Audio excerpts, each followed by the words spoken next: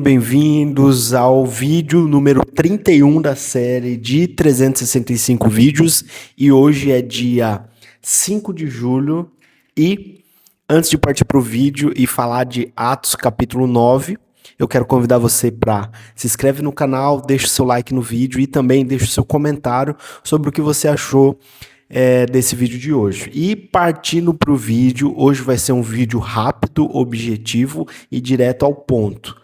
Se você não me conhece, meu nome é Derek, eu tenho 27 anos de idade, eu moro em Brusque, Santa Catarina, e eu tô vindo todos os dias aqui para gravar um vídeo sobre aquilo que eu estou estudando, aquilo que eu estou aprendendo e também compartilhar meus erros, meus aprendizados e meus acertos. Fechou? Se você quer me acompanhar nessa jornada, é só você seguir esse canal e também seguir meu Instagram, Derek Marodin, que eu também posto diariamente os vídeos lá nos stories. Mas vamos lá. Partindo para o vídeo. Esse capítulo 9 de Atos, a gente pode dividir ele em 3 partes. Primeiro, Saulo, né, que depois ele é conhecido como Paulo, ele era um perseguidor da Igreja de Cristo. Ele era um perseguidor dos cristãos, certo? E aí, Paulo, ele tem um encontro com Jesus na estrada, quando ele estava a caminho de Damasco, certo? E o que a gente pode aprender com isso? Que a pessoa que perseguia os cristãos, a pessoa que matava os cristãos, as pessoas que prendia, o Saulo, que era quem prendia, quem matava, quem fazia mal aos cristãos, pela vontade de Jesus e por um plano maior, foi quem se tornou um dos maiores seguidores de Cristo. Foi quem se tornou um dos maiores pregadores do evangelho de todos os tempos. Inclusive, Paulo, que antes era conhecido como Saulo, foi um dos maiores escritores da Bíblia, certo? Grande parte do Novo Testamento foi escrito por ele. Então, o que a gente pode aprender? Por mais que eu e você, talvez a gente não esteja dando resultado para Cristo. Talvez você conheça uma pessoa que ela esteja afastada de Deus, afastada de Cristo, fazendo mal, sabe? Às vezes é um traficante, às vezes é bandido, às vezes essa pessoa faz coisa errada, rouba, mata. Se tiver um propósito de Deus na vida dessa pessoa, Deus, ele tem poder para transformar a vida de qualquer um. Da mesma forma que Saulo, que Paulo, né, antes conhecido como Saulo, matava, prendia, e pela vontade de Jesus, né, pelo poder de Jesus, fez esse homem ser transformado, assim também pode ser na minha e na sua vida. Se Jesus ele tem um plano, ele tem um propósito na minha e na sua vida, independente do que a gente faça, independente do que aconteça, esse propósito ele vai se cumprir, certo? E aí, partindo a segunda parte, o que acontece?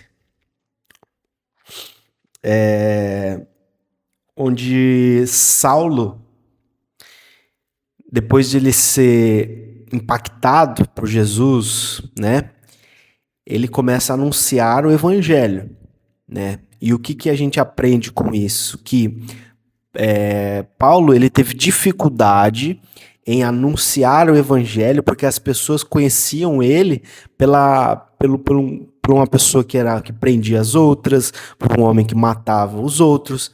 Então ele teve dificuldade para começar a pregar o evangelho.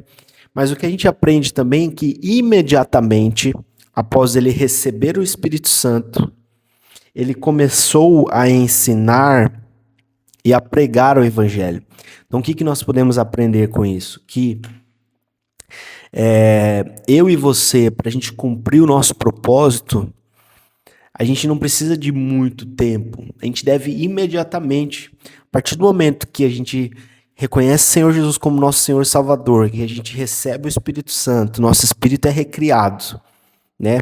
A gente é batizado com o Espírito Santo, a gente tem que começar a anunciar o Evangelho a toda criatura, seja no nosso trabalho, na nossa família, na nossa vida, nas nossas redes sociais, sabe? A gente tem que começar imediatamente a pregar o Evangelho, apresentar Jesus para as pessoas. Jesus é a cura do mundo. Jesus é a cura do mundo. Da mesma forma que Saulo, né, conhecido como Paulo, começou a anunciar o Evangelho imediatamente depois que ele recebeu o Espírito Santo, depois que ele se converteu, assim tem que ser na minha e na sua vida. E aí, partindo para a terceira parte do capítulo 9 de Atos, que é a parte final, ali na parte final diz que Pedro, que é o apóstolo Pedro, né, que viajava por toda parte, Pedro fez um dos maiores milagres, né? Na verdade, quem fez foi o Espírito Santo por meio da vida de Pedro. Mas que milagre foi esse?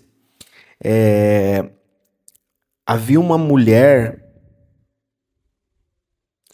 que se chamava Dorcas, né? E essa mulher, ela era muito querida por todos, certo? E Pedro foi chamado justamente porque ela já tinha morrido. Já tinham até feito o ritual ali, né, e tudo mais. E aí quando Pedro chega, ele manda que todos saiam do quarto, né? E ali Pedro ajoelhou, orou, virou-se para o corpo de Dorcas, né, que era a mulher, e disse: Tabita, levante-se. E ela abriu os olhos e, quando viu Pedro, sentou-se. Pedro pegou-a pela mão e ajudou-a a ficar de pé. Em seguida, chamou toda a gente da igreja, inclusive as viúvas, e a entregou a eles viva. E as notícias a respeito disso se espalharam por toda a cidade de Jope, e muitos creram no Senhor Jesus. O que a gente aprende com isso? Todo milagre, ele não é um fim. Todo milagre, ele é um meio para um determinado fim. Então, toda vez que o Espírito Santo, que o Jesus, ele operar um milagre na minha e na sua vida, e também da mesma forma que ele operou esse milagre, ressuscitando essa mulher por meio da vida de Pedro, ele tem o objetivo e o propósito de impactar outras vidas, certo? O objetivo e o propósito sempre vai ser alcançar outras vidas. O milagre da minha e da sua vida, uma vida abençoada, uma vida rica, uma vida próspera, uma vida frutífera, uma vida com propósito, vai ser para chamar a atenção para que mais pessoas conheçam a respeito de Jesus e o que ele fez por mim e por você na cruz. Obrigado por você ter chegado até o final desse vídeo. Um beijo no coração e até o vídeo de amanhã.